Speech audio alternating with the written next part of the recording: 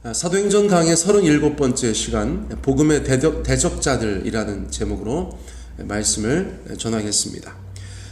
바나바와 사울 드디어 안디옥 교회에 파송을 받아서 이방인 선교사로서의 삶과 사역을 시작하게 되는 것이에요. 그 첫 번째 선교 일정 여행이 참 궁금하죠. 4절과 5절 말씀에 그 이야기가 등장하는 것입니다. 두 사람이 성령의 보내심을 받아 실루기아에 내려가 거기서 배 타고 구브로에 가서 살라미에 이르러 하나님의 말씀을 유대인의 여러 회당에서 전할새 요한을 수행원으로 두었더라. 제법 소상한 그런 일정, 또 선교단의 모양을 저희 가운데 전해주고 있어요. 자, 안디옥에서 파송을 받은 바나바와 사울은 온 세계가 자신의 선교 현장이 되어버렸다. 그렇게 말씀드릴 수 있었어요. 사방팔방 어디로 가든지 그들이 전도할 자들로 가득했습니다. 자, 선택의 여지가 많을 때 여러분 힘들지 않으세요? 이럴 때 우리를 인도하시는 분이 바로 성령님이시다. 성경은 오늘 우리 가운데 이 선교단을, 바울과 바나바를 성령의 보내심을 받아 이동하는 그런 사람들로 묘사해주고 있다는 것이에요. 자, 결국 선교의 주체, 우리 삶의 인도자는 성령 하나님이신 것을 저희가 인정할 수밖에 없습니다. 자, 모든 곳으로 갈 수 있었지만 성령님은 특정한 곳으로 인도해 주셨어요. 그들을 대륙의 항구, 이스라엘에 붙어 있는 항구 실루기아에 가게 하셨고, 거기서 배 타고 해양의 섬 구브로에 인도하셨어요. 자, 구브로에 도착해서는 동쪽의 살람이라는 지역에 선교 사역을 시작하게 하셨어요.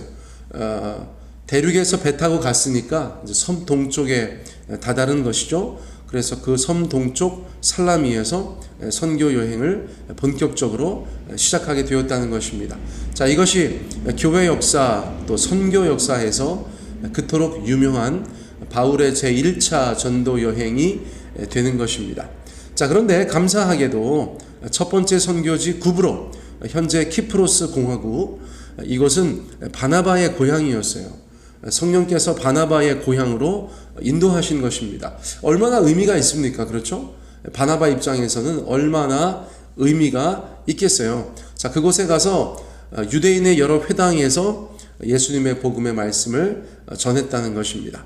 자, 항상 유대인의 회당에 먼저 가서 복음을 전하는 것은 그들이 하나님의 말씀이 먼저는 유대인에게 임했다는 것을 믿었기 때문이죠. 자, 로마서 1장 16절에도 내가 복음을 부끄러워하지 아니하노니 이 복음은 모든 믿는 자에게 구원을 주시는 하나님의 능력이 됨이라. 아멘. 그런데 첫째는 유대인이요 그리고 헬라인에게로다. 이런 말씀이 있어요. 자, 그러니까 먼저 하나님 앞에 선택되었던 유대인들에게 그 복음의 말씀을 들을 기회를 주었다는 것이죠. 자, 그리고 나서 헬라인에게로 복음의 방향이 이동되는 것입니다.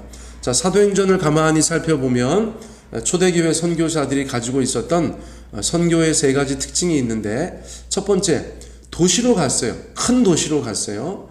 큰 도시로 가서 그곳에서 복음을 전하였어요. 자, 당시에 큰 도시라는 것은 여러 지역에서 또 시골 지역에서 올라온 사람들이 많이 왕래하는 곳이었기 때문에 그 도시에서 복음의 말씀들이 여러 다른 지역으로 전달될 수 있었던 것 같아요. 일반적으로 경제 낙수 효과는 이제 없다, 그렇게들 많이 얘기하는데 영적인 낙수 효과는 있다고도 보여집니다. 그렇죠? 지금도 대도시에서 사역하면 그것이 어떤 루트를 통해서든지 간에 다른 지역으로 전파되는 것들을 저희가 보게 되죠. 아무튼 초대교회의 선교사들은 로마의 중심 도시들을 중심으로 하여서 말씀을 전했던 것을 저희가 알게 돼요. 자, 두 번째, 먼저 회당으로 갔고 그 후에 이방인들에게 갔습니다. 유대인들에게 먼저 갔고 그 후에 이방인들에게 갔다는 것이에요. 자, 이것에 대해서는 조금 전에 말씀드렸으니까, 자, 세 번째로 넘어가면 팀 사역을 했다. 오늘날로 표현하면 팀 사역을 했다. 바나바가 혼자 가지 않고 바울이 혼자 가지 않고 마가 요한을 혼자 보내지 않고, 그렇죠. 나중에도 마찬가지예요. 바울과 실라가 함께 다니고 또 누가가 함께 다니고 디모데가 함께 다니고 그렇게 팀으로서 사역을 감당했다는 것이죠. 저도 지금보다 훨씬 젊을 때에는 팀 사역을 늘 입에 입버릇처럼 달고 다녔는데, 개척하고 나니까 최초에는 뭐 팀 사역이 어디 있어요? 사람이 있어야죠. 그렇죠? 그런데 어쨌거나 그 이후에 저희가 누구든 주님의 지역교회, 세종배단위 교회 가운데 멤버가 되면 어떤 형태든지 그분이 할 수 있는 일을 좀 맡기고 싶은 마음은 늘 있었던 것이 사실입니다. 오늘날도 마찬가지죠. 선교든 목회든 그것이 선교의 현장이든 교회의 현장이든 저희가 팀 사역해야 된다고 믿어요. 팀 사역해야 됩니다. 저희가 함께 해야 돼요. 부르심과 은사대로 각자 자기가 맡은 일이 있어야 돼요. 요거 좀 유치하게 하면 1인 1일 사역 막 이렇게 해서 억지로 맡기고 막 그러는데, 어쨌거나 우리가 팀으로서 팀으로서 함께 사역하는 것이 중요하다, 그런 생각을 해봅니다. 자, 어쨌거나 구브로에서 어떤 일이 있었을까요? 6절, 7절, 8절 읽습니다. 온 섬 가운데로 지나서 바보에 이르러 바 예수라 하는 유대인 거짓 선지자인 마술사를 만나니 그가 총독 서기오 바울과 함께 있으니 서기오 바울은 지혜 있는 사람이라. 바나바와 사울을 불러 하나님의 말씀을 듣고자 하더라. 이 마술사 엘루마는 이 이름을 번역하면 마술사라. 그들을 대적하여 총독으로 믿지 못하게 힘쓰니. 자, 아까 섬의 동쪽 끝에 다다랐다고 말씀드렸죠. 살라미에서 시작하였어요. 회당에 가서 말씀 전하고 이방인에게 말씀 전하고, 그리고 그 섬을 서쪽으로 횡단한 것 같아요.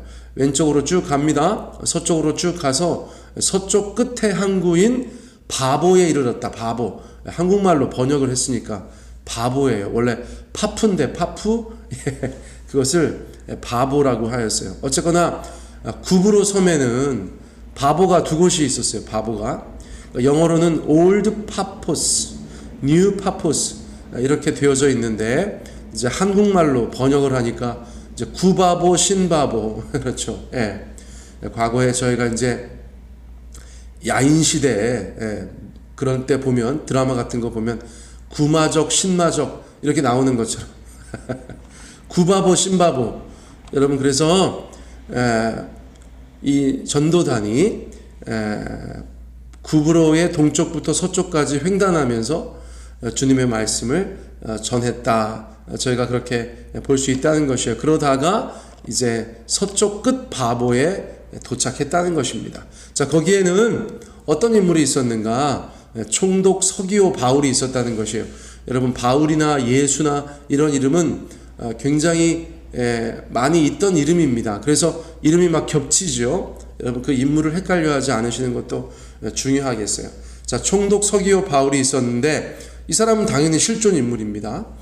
고고학자들이 그의 흔적을 발견하였어요. 자, 지방의 총독인데 본문에서는 지혜 있는 사람이다, 그렇게 묘사하고 있어요. 그러니까 이 사람이 바나바와 바울을 불러서 하나님의 말씀을 듣고자 했다는 것입니다. 하나님의 말씀을 듣고자 하였다.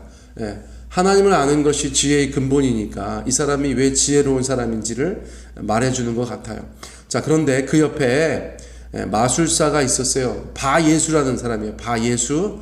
왜 예수님이 나오시는가? 아까 말씀드렸죠. 이름은 그때 당시에 여러 사람들이 그런 이름을 가지고 있었어요. 바예수라는 사람이 있는데 이 사람이 서기오 총독의 옆에 있었어요. 그래서 바울과 바나바가 하나님의 말씀을 총독에게 전하니까 그거를 못 듣도록 아주 힘써서 방해했다는 것입니다. 자, 바예수라는 뜻은 구원의 아들이라는 뜻이에요. 구원의 아들. 그런데 성경은 이 사람을 거짓 선지자, 마술사라고 이야기해주고 있습니다. 자, 거짓 선지자가 뭡니까? 겉으로 볼 때는 선지자 같지만 실상은 선지자가 아닌 사람들. 오늘날도 뭐 거짓 목회자 많죠. 세고 셌다. 제가 그렇게까지 말씀드릴 수 있어요. 가만히 보세요. 네. 자, 거짓 선지자. 또 그 다음에 마고스라고 표현되어져 있는데 무당이라고 할 수 있어요. 무당. 오늘날로 따지면 무당. 거짓 선지자나 무당인 자가 총독 옆에 바짝 붙어서 그가 하나님을 섬기지 못하도록 방해했다. 이런 일들은 동서고금을 막론하고 많이 있었습니다. 많이 있었어요. 자, 바 예수는 하나님의 종인 바나바와 바울을 대적해서 총독 서기오 바울이 믿지 못하게 힘썼다는 것입니다. 자, 로마의 관리 곁에서 거짓 예언도 하고 흑마술도 부리면서 여러 가지로 유익을 취하고 있었던 것이 분명하죠. 자, 그러니까 바울과 바나바가 복음을 들고 갔을 때 얼마나 위협적이었겠어요. 자, 그러니까 복음의 전파를 힘써서 회방했다는 것입니다. 자, 고린도후서 4장 4절, 이 세상의 신이 믿지 아니하는 자들의 마음을 혼미케 하여 그리스도의 영광의 복음의 광채가 비치지 못하게 한다. 그 사람의 영적인 정체, 영적인 배후를 우리가 어떻게 알 수 있는가? 훌륭한 사람일 수 있고 많이 배울 수도 있고 잘생겼을 수도 있고 부자일 수도 있고, 그러나 그 영적인 배후가 세상 신이 역사하여서 그리스도의 영광의 복음의 광채가 비치지 못하게 한다. 이것은 저희가 기도해야 되는 대상이라는 것이에요. 자, 9절, 10절, 11절.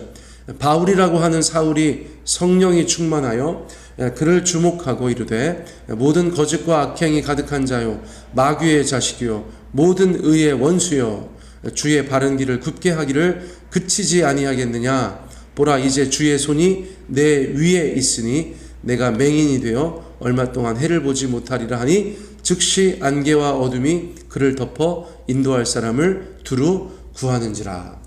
자, 복음을 전하는 진영과 복음을 방해하는 진영 간의 긴장감이 고조되고 더 이상 방치할 수 없었던 순간에 바울이 선포함으로 일종의 영적인 대결이 이어진다고 볼 수 있어요. 선교의 역사에 보면 이런 파워 인카운터라고 하는 강대 강의 대결이 굉장히 많이 등장합니다. 저희 한국 조선 초기 선교 역사에도 그런 일들이 많이 등장한다고 제가 누가복음 강해에서 말씀을 드렸었죠. 복음을 들고 가는 자들에게 귀신 들린 자들이 쫓아나와서 막 소리 지르고 방해하고, 이런 기록들이 굉장히 많아요. 오늘날도 영적으로 그런 것들이 위장되어서 잘 보이지 않는 면이 있는 것이다. 저는 그렇게 생각해요. 예.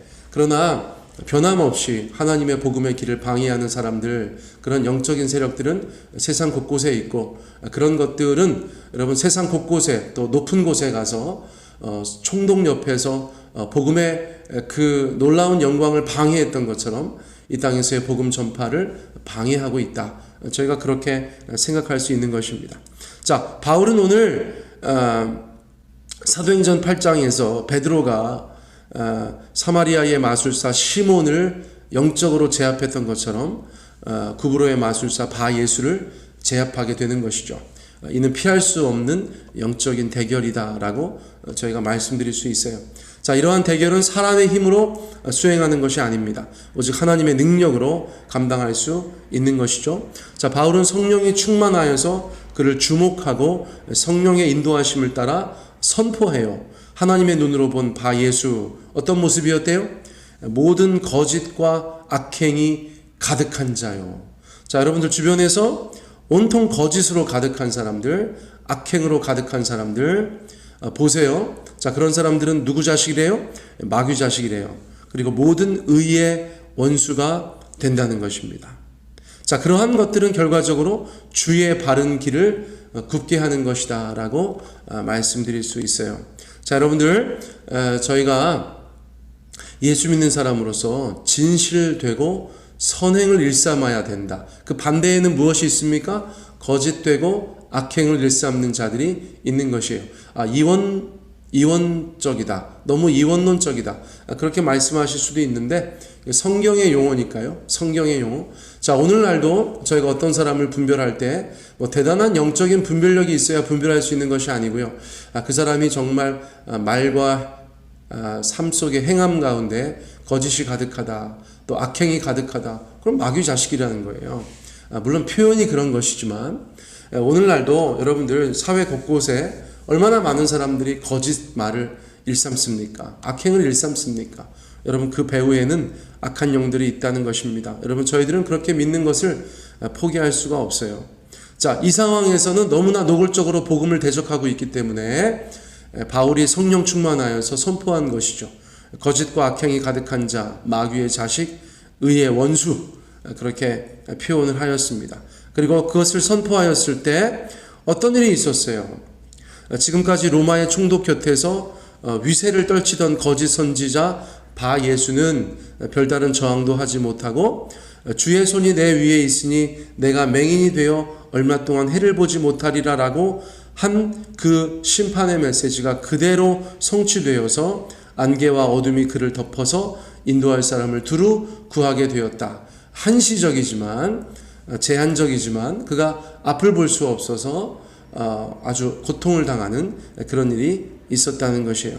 자, 이것은 다시 한번 강조해서 말씀드리지만 바울의 개인의 능력이 아니라 성령의 역사이고 바울의 생각대로 행한 것이 아니라 하나님의 뜻대로 행한 것이다 라고 저희가 볼 수 있겠습니다. 자, 바 예수라는 마술사에게는 육신의 눈이 어두워지므로 마음의 눈은 빛을 볼 수 있는 기회가 주어진 것이고 또 바 예수의 소경됨이 결국은 옆에 있었던 서기오 바울 총독에게 믿음을 갖게 하는 그런 사건이 있게 되었다는 것이에요. 자, 어떤 사건을 통해서 빛과 어두움이 있는 것이죠. 어떤 사건을 통해서 여러 역사들을 이루시는 하나님의 일들이 있는 것입니다. 자, 우리가 우리의 삶 속에서 어떤 일이 벌어졌다고 해서 그 표면적인 것만 바라보지 마시고 그 이면에 역사하시는 주님, 그것을 통해서 하나님께서 의도하시는 일들, 그런 것들이 합력하여 선을 이룰 수 있도록 여러분 끝까지 믿고 기도해야 되는 줄 믿습니다. 자, 12절 말씀, 이에 총독이 그렇게 된 것을 보고 믿으며 주의 가르침을 놀랍게 여기니라. 자, 그렇게 된 것을 보고 믿었다. 이 마술사가 막 회방할 때는 얼마나 힘이 들고 짜증이 났겠어요. 그렇죠? 그런데 하나님께서 결국은 그 일을 통하여서 영혼을 구원하신다. 할렐루야. 주님께서 모든 것을 통해서 합력하여 선을 이루시는 것입니다. 자, 오늘의 본문은 하나님의 역사가 마귀의 역사를 이기고 사도가 무당을 이기고 복음이 마술을 이기는 그런 극적인 장면들을 저희 가운데 제공해주고 있어요. 자, 이것은 선교와 전도의 현장에서 늘 있었던 영적 전쟁의 단면을 보여주는 것이다. 그런데 이 영적 전쟁의 현장에서는 능력 대결이 언제나 있었고 그러한 능력 대결의 시간에는 성령 충만한 자가 쓰임받았다라는 것을 저희가 다시 한번 정리하여 말씀드릴 수 있겠습니다.